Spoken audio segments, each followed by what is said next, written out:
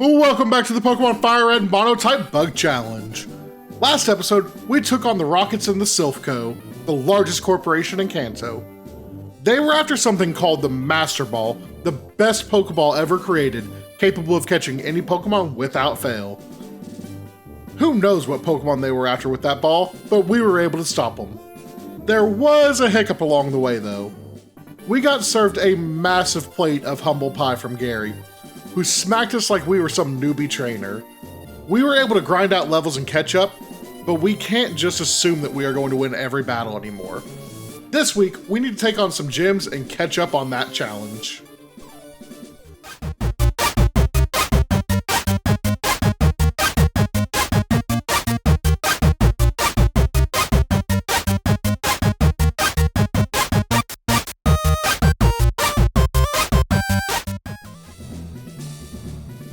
Already standing in Saffron Gym, we noted that the pads are very similar to the ones in the Silph Co.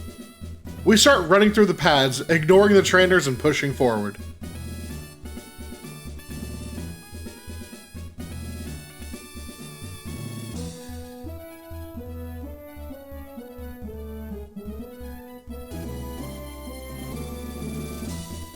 It seems like in no time, we are standing before the gym leader without having a single battle.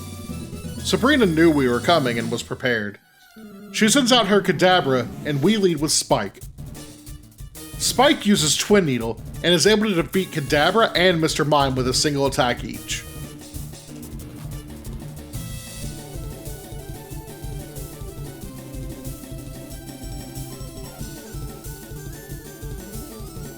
When Alakazam enters the field, I remember that they are very fast Pokemon.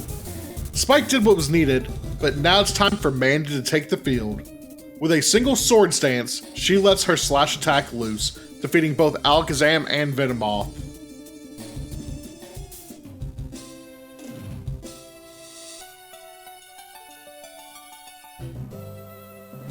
Just like that, we earned our Mind Badge. That was easy. Oh well, moving on. We need to go back to Fuchsia City and earn another badge.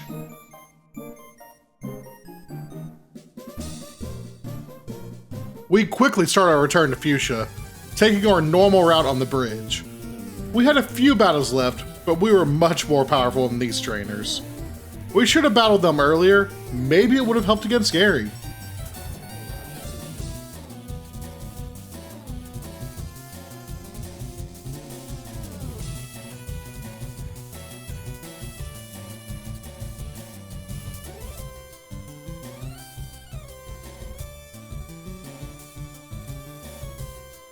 In no time, we are standing in the Fuchsia Gym. Koga has a very interesting gym. It is an illusionary room, using invisible walls to guide us where it wants us to go.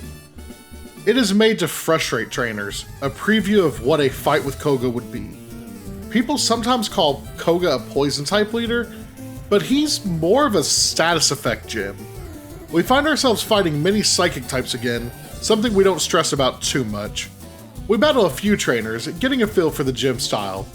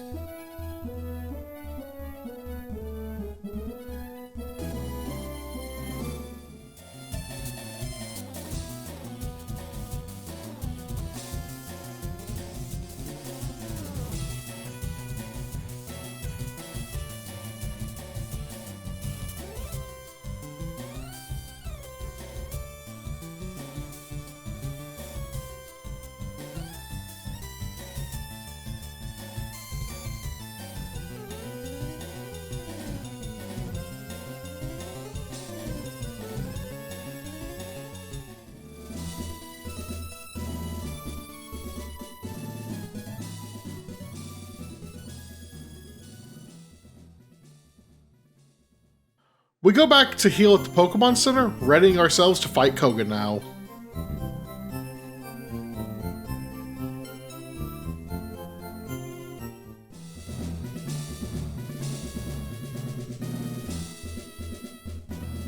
We work our way back through the maze and come face to face with Koga.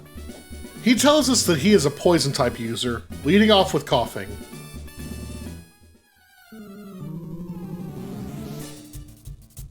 We lead with Riley, who is able to beat coughing and battles Muck next.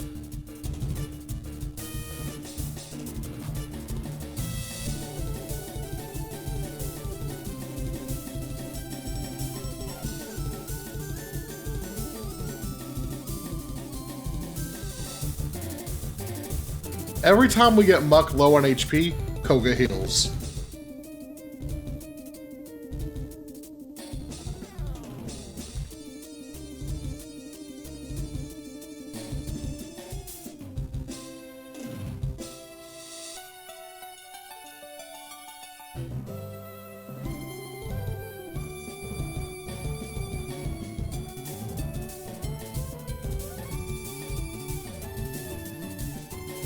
Finally, Riley is able to finish off the battle with Muck, but it was a closer battle than expected due to the healing.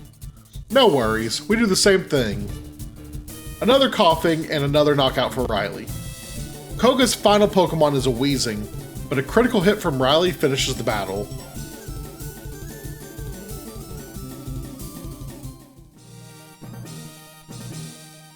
We claim the Soul Badge and are gifted Toxic, a very powerful poison type status move. We teach it to Spike, finally getting rid of Poison Sting. Let's have a brief chat about Toxic. Poison is a status condition we have been using a lot in this run through, and will probably continue to use going forward in the next games. Typically, Poison does 1/16 of a Pokemon's max potential HP. That's pretty solid, as it will keep working unless cured. Toxic adds a new wrinkle though. On the first turn that Toxic is used, the Pokemon will take the standard 1/16 damage. However, every turn that passes, the opponent will take more and more damage. This is a great move when you are stalling against an opponent. The longer they are poisoned, the more damage they take. Don't sleep on status moves like this. They only improve as time goes on. I wasn't going to bore you with the math on this one because it's really not super complicated. So you can write Toxic as N times 1/16 of the Pokemon's HP. N is represented by the turn. So the second turn is 2, third turn is 3. It's really not too bad. I guess it's not really double, but it increases as time goes on. Every turn that goes by, that's your new multiplier on top of what you were already doing. So it really does snowball out of control on these battles that get to 10, 11, 12 turns. These Pokemon are not going to survive that long because the poison damage becomes too great. With 2 new badges in hand, we can finally use Strength and Surf outside of battle. However, none of our Pokemon can learn those moves, so we turn towards our new friend Lapras. We can't use Lapras in battle, but we also can't progress without a Pokemon to surf. We also know that our next stop is Cinnabar Island. That is south of Pallet Town. There's a water path we can take from Fuchsia, but it involves going through the Seafoam Islands, a pair of islands said to be holding a mystery. We'll explore that later, but for now, we're gonna backtrack to Pallet Town and check in on our hometown, and maybe see if Mom has something good in the oven. We arrive in Pallet Town, remembering the start of our journey.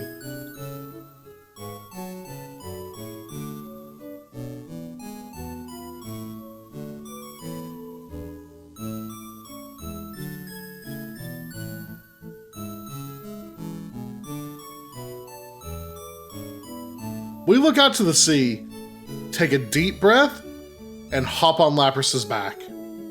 Heading south, we work our way towards our next challenge. We've had this gym circled for a while now. This will be our biggest challenge to date. Blaine is a fire type expert, strong against all of our Pokemon.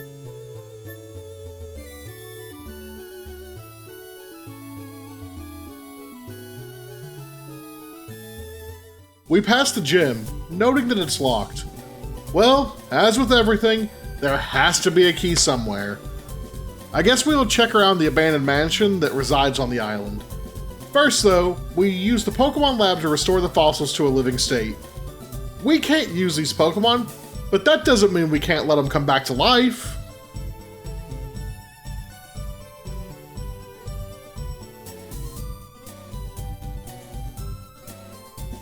We enter the Pokemon Mansion, an abandoned building that just screams mystery. We start to explore the first floor.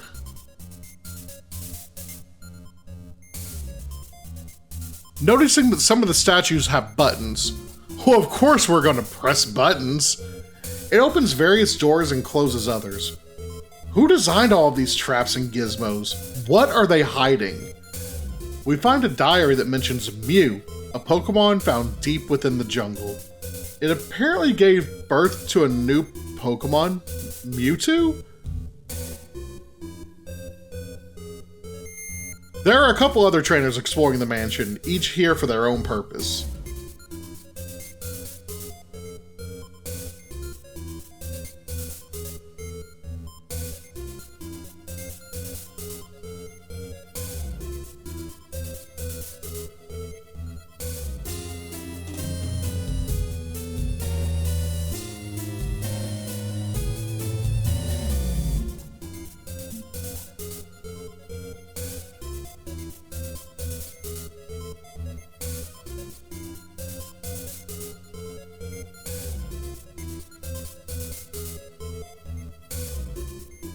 This house holds many secrets, including a hidden basement. We keep exploring, finding out that Mewtwo is vicious, possibly evil. Could this be what Team Rocket needed the Master Ball for? Were they planning on using this Pokemon for its own purposes?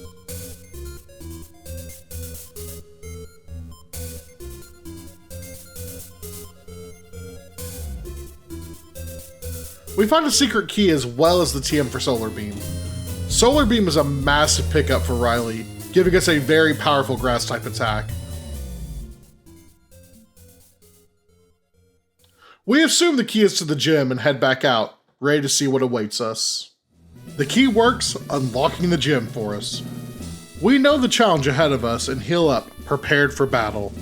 We fight every trainer along the way, even though there was an option to avoid battle.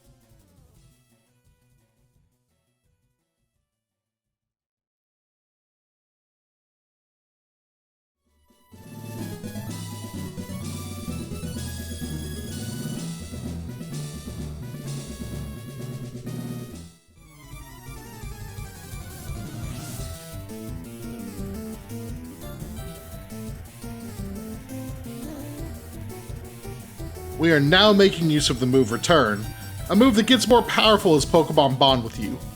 Mandy uses it, making use of her high attack power and our growing bond.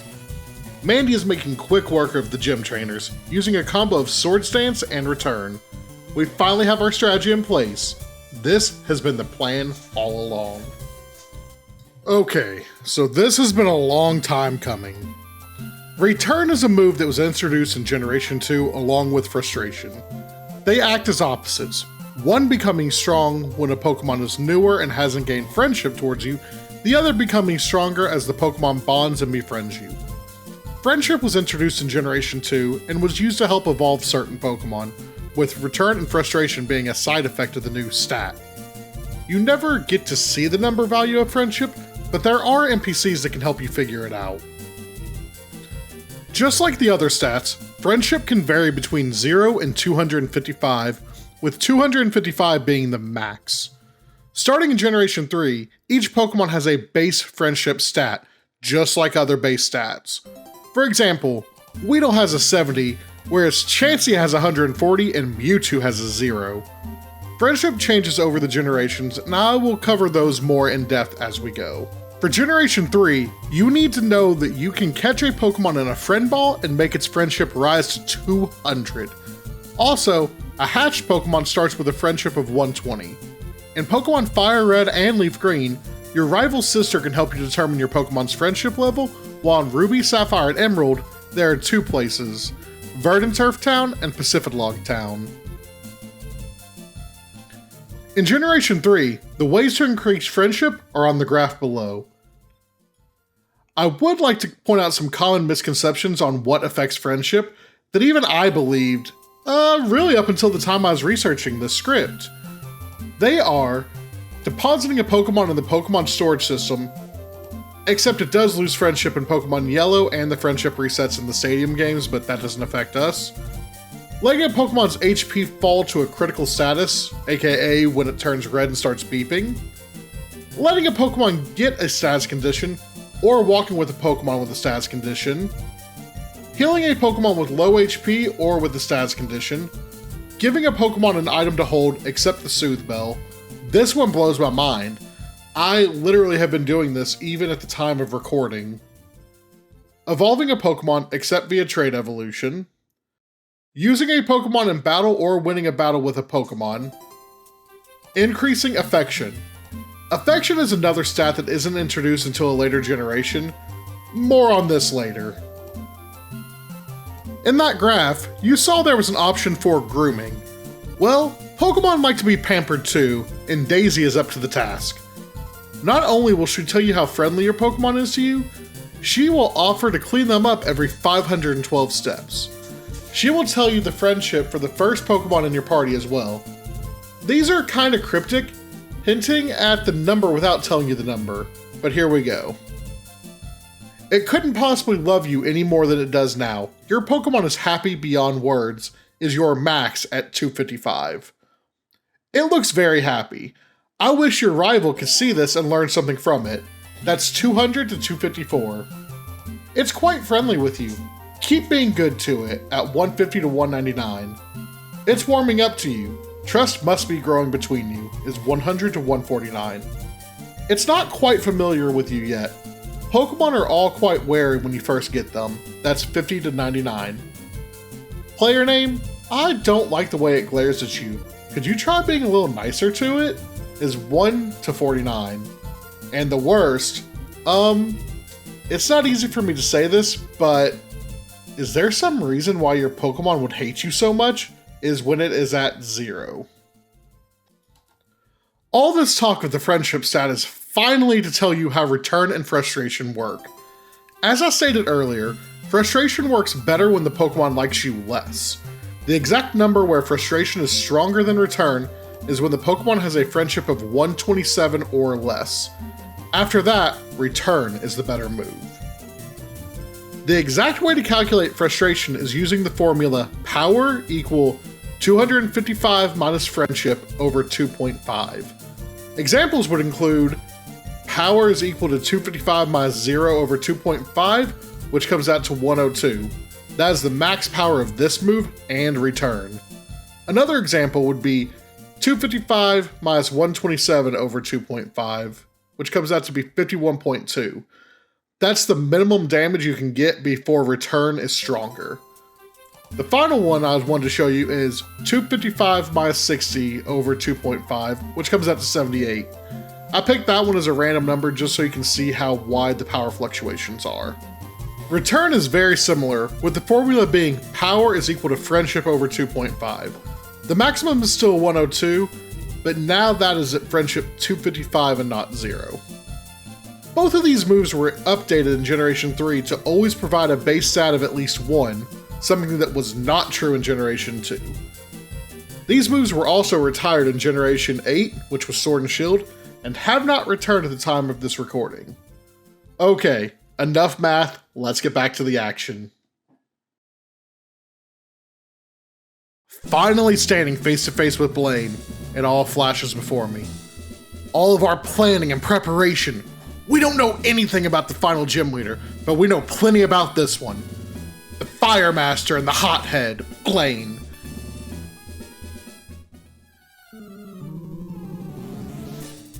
He starts the battle with Growlithe, which lowers the attack of Mandy. No worries, we have a plan and we're gonna stick to it.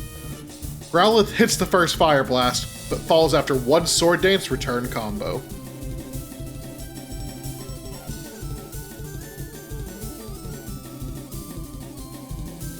Next up is Ponyta, which gives us a chance to heal. Ponyta also hits Fire Blast. Okay, that's strange. Then a third, and a burn. This is not really normal.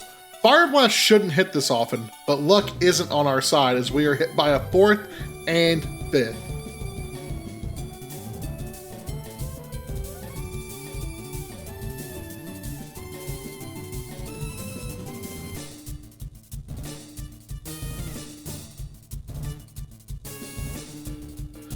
Ponyta should only have one Fire Blast left, which hits as well. Okay, that was annoying, but we held on.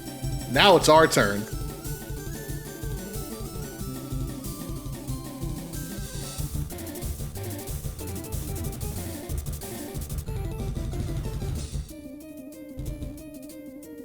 We use Sword Stance until we are maxed out on our attack.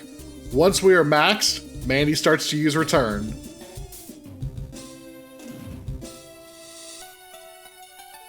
Ponyta drops instantly.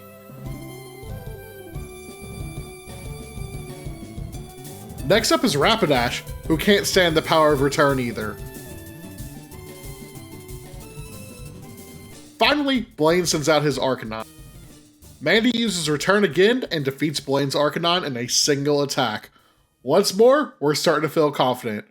We get our 7th badge, the Volcano Badge. That's going to be it for this episode. Next episode, we may see a familiar face and have a little side adventure. We only have one badge to go and the future is looking bright.